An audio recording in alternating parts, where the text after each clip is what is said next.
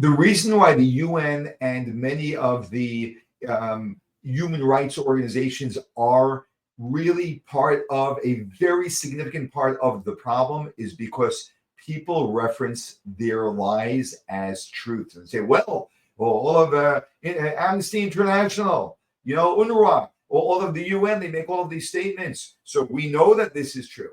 Actually, these organizations are lying. And that's the big problem that we have. And that's why Sebastian Gorka, when he calls this out and he won't accept that the world says, because the world is a lie, right? So we're not going to accept that.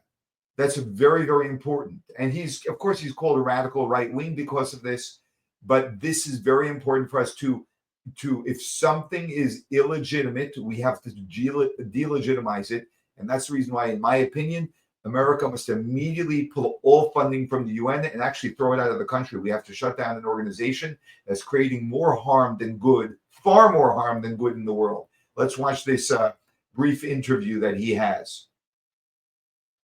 Why can't you talk about genocide in Gaza? And is that the same with all of the Trump? Because there isn't any genocide in Gaza. There is no such thing as Palestine. Do you know what the etymology of the word Palestinian is?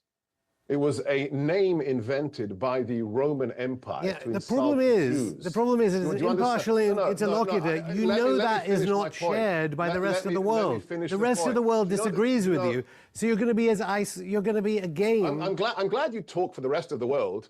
I'm glad you talk for the rest of the world.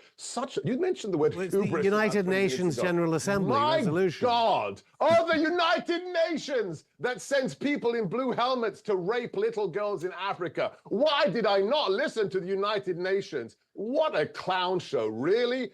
As far as I'm concerned, the United Nations could be pushed into the Hudson, okay? What have they done to solve anything of late except create child prostitution rackets in Africa? Just finally, tell me, what do you think of the UN pick?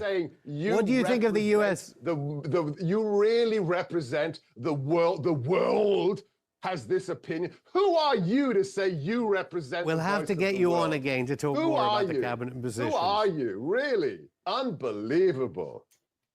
It is very critical that we have people like Sebastian who are not going to pander and play the politically correct game. There are those in certain positions that have to maneuver, and we need certain people who will just say it the way it is, exactly as he just said it.